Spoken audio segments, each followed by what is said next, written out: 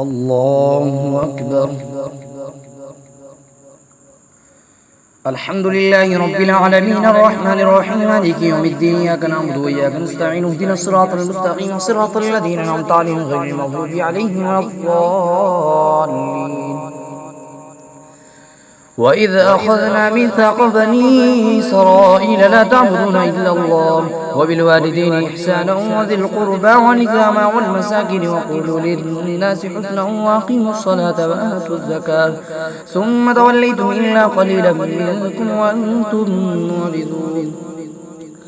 وإذ أخذنا ميثاقكم لا تسفكون دماءكم ولا تخرجون أنفسكم من دياركم ثم أقررتم وأنتم تشهدون ثم أنتم هؤلاء تقتلون أنفسكم وتخرجون فريقا منكم من ديارهم تظاهرون عليهم بالإثم والعدوان وإن يأتوكم صارى تفادوهم وهم محرم عليكم إخراجهم فتؤمنون ببعض الكتاب وتكفرون ببعض أفتؤمنون ببعض الكتاب وتكفرون ببعض فما جزاء من يفعل ذلك منكم إلا خزي في الحياة الدنيا ويوم القيامة يردون إلى أشد العذاب وما الله بغافل عما تعملون. أولئك الذين اشتروا الحياة الدنيا بالآخرة فلا يخفف عنهم العذاب ولا هم ينصرون.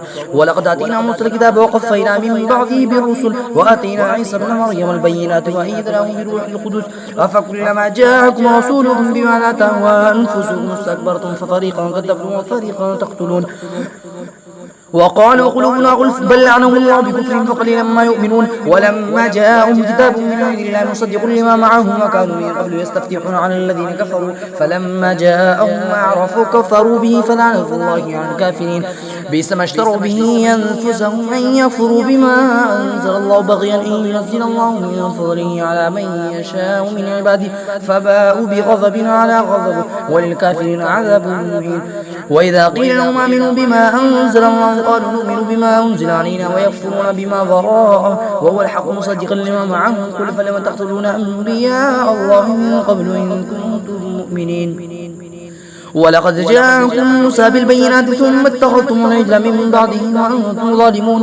وإذ أخذنا ميثاقكم ورفعنا فوقكم الطور خذوا ما آتيناكم بقوة واسمعوا قالوا سمعنا وعصينا واشربوا في قلوبهم العجل بكفرهم قل بئس ما يأمركم به إيمانكم إن كنتم مؤمنين.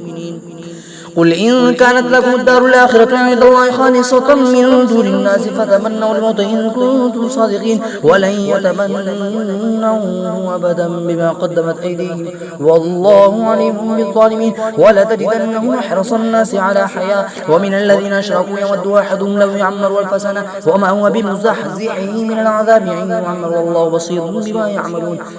قل من كان عدوا لجبريل فإنه نزله على قلبك بإذن الله مصدقا لما بين يديه موضع وبشرى للمؤمنين. من كان عدوا لله وملائكته ورسله وجبريل وميكال فإن الله عدو للكافرين. ولقد أنزلنا إليك آيات بينات وما يكفر بها إلا الفاسقون.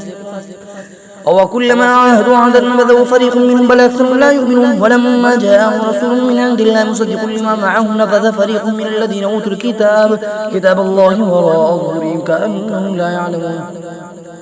واتبعوا ما تتلو الشياطين على ملك سليمان وما كفر سليمان ولكن الشياطين كفروا يعلمون الناس السحر وما أنزل على الملكين ببابل هاروت وماروت وما يعلمان من أحد حتى يقولا إنما نحن فتنة فلا تكفر فيتعلمون منهما ما يفرقون به بين المرء وزوجه وما هم بضارين به من أحد إلا بإذن الله ويتعلمون ما يضرهم ولا ينفعهم ولقد علموا لمن اشتراه ما له في الآخرة من خلاق ولبئس ما شروا به أنفسهم لو كانوا يعلمون. ولو أنهم آمنوا واتقوا لمثوبة من عند الله خير لو كانوا يعلمون. يا أيها الذين آمنوا لا تقولوا راعنا وقولوا انظرنا واسمعوا وللكافرين عذاب أليم. ما يود الذين كفروا من أهل الكتاب والمشركين أن ينزل عليكم من خير من ربكم والله يختص برحمته من يشاء والله ذو الفضل العظيم. ما ننسخ من آية أو ننسها نأتي بخير منها ومثلها لم تعلم أن الله على كل شيء قدير. ألم تعلم أن الله له ملك السماوات والأرض وما لكم من دون الله من ولي ولا نصير أم تريدون أن تسألوا رسولكم كما سئل موسى من قبل ومن يتبدل الكفر بالإيمان فقد ضل سواء السبيل ود كثير من أهل الكتاب لو يردونكم من بعد إيمانكم كفارا حسدا من عند أنفسهم من بعد ما تبين لهم الحق فاعفوا واصبروا حتى يأتي الله بأمره إن الله على كل شيء قدير وأقيموا الصلاة وآتوا الزكاة وما تقدموا لأنفسكم من خير تجدوه عند الله إن الله بما تعملون بصير وقالوا لن يدخل الجنة إلا من كان هودا أو نصارى تلك أمانيهم قل هاتوا برهانكم إن كنتم صادقين بلى من أسلم وجهه لله وهو محسن فله أجره عند ربه ولا خوف عليهم ولا هم يحزنون الله أكبر.